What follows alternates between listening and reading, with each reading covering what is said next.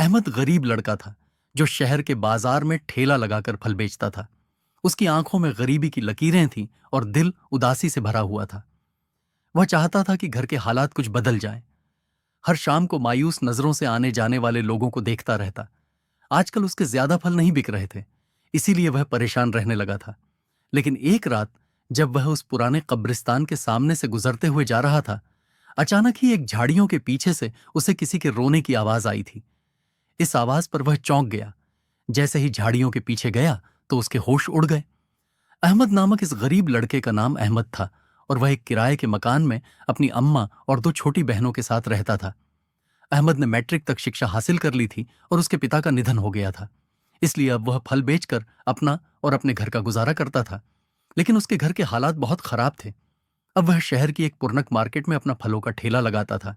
लेकिन एक दिन शहर के हालात खराब हो गए और सारे ठेले वालों को वहां से भगा दिया गया। अजीब भगदड़ मच गई थी। अहमद परेशान सा हो गया और फिर वह एक सुनसान जगह पर आकर खड़ा होने लगा, जहां पर ज्यादा भीड़ नहीं होती थी। वह एक पेड़ के नीचे खड़ा होता था। लेकिन जैसे ही शाम होती, उसके साथ एक अजीब वाकया होने लगा। एक खूबसूरत सी लड़की जो नकाब लगाकर उसके ठेले पर आती है और उससे फल खरीद कर ले जाती। वह हर शाम अकेली आती थी और फल खरीद कर चुपचाप चली जाती। अहमद हैरान होता कि यह कौन है, कहां से आती है और हर रोज उसके ठेले से इतने सारे फल खरीद कर कहां ले जाती है।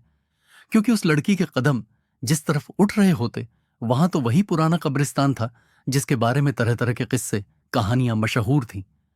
अहमद धीरे धीरे उस लड़की में दिलचस्पी लेने लगा था। फिर एक शाम को जब वह उसके ठेले पर आई तो वह उस लड़की से कहने लगा, तुम्हारा नाम क्या है? लड़की ने अपनी खूबसूरत आंखें उठाकर अहमद की तरफ देखा और कहने लगी, मैं एक परछाई हूं। इस बात का मतलब अहमद ना समझ सका था। वह हैरत से उसे देखता रहा, यहां तक कि लड़की उसकी नजरों से ओझल हो गई। लेकिन एक शाम जब वह लड़की फल खरीदने नहीं आई तो अहमद कुछ बेचैन सा हो गया। फिर उस रात को उसके फल बिक ही ना हुए और वह मायूस सा सड़क किनारे खड़ा था। रात के 12 बजे वह घर की तरफ वापस जा रहा था और हर रोज की तरह उसी रास्ते से गुजर रहा था। उस पुराने कब्रिस्तान के पास से गुजरते हुए अचानक ही उसे किसी के रोने की आवाज आई थी और यह आवाज सुनकर वह परेशान हो गया। जैसे ही उसने उन झाड़ियों के पीछे झांक कर देखा तो वह हैरान रह गया। कोई लड़की जमीन पर पड़ी थी और उसका पांव जख्मी था। लड़की का चेहरा छिपा हुआ था। लेकिन जैसे ही उसकी नजर लड़की के चेहरे पर पड़ी, वह उसे देखकर हैरान रह गया। वह लड़की कोई और नहीं बल्कि वही थी जो रोजाना हर शाम को उसके ठेले से फल खरीदने आती थी। वह उसे जख्मी हालत में देखकर परेशान हो गया। लड़की रोते हुए कहने लगी, मुझे मेरे घर ले चलो, मैं जख्मी हूं। अहमद ने उसे सहारा देकर उठाया था। फिर अहमद उससे कहने लगा, तुम्हारा घर कहां है? लड़की ने अपनी खूबसूरत आंखें उठाकर अहमद की तरफ देखा और कहने लगी, यहां से थोड़ी दूर उस कब्रिस्तान के पीछे मैं अपनी मां के साथ रहती हूं। अहमद उसे उसके घर की तरफ ले जा रहा था।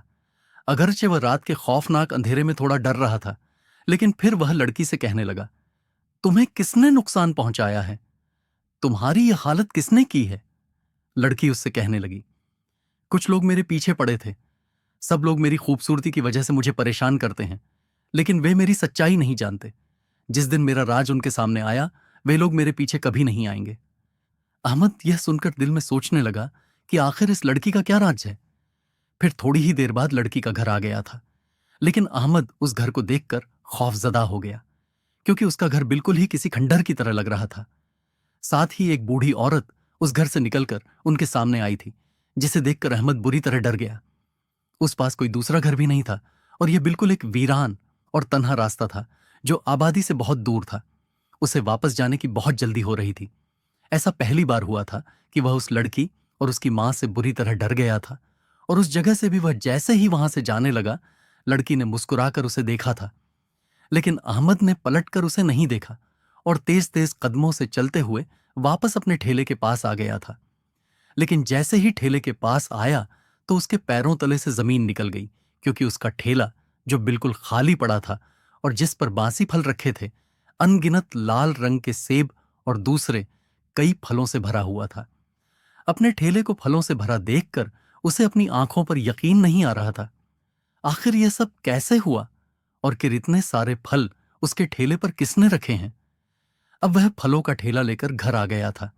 उसने जेब में मौजूद थोड़े बहुत जितने भी पैसे थे अपनी मां के हाथ पर रख दिए, लेकिन बार बार उसी लड़की के बारे में सोचे जा रहा था। आखिर कोई लड़की किसी वीरान और खंडहर से घर में कैसे रह सकती है, और उसकी मां कितनी डरावनी थी। वह बार बार यही सोच रहा था।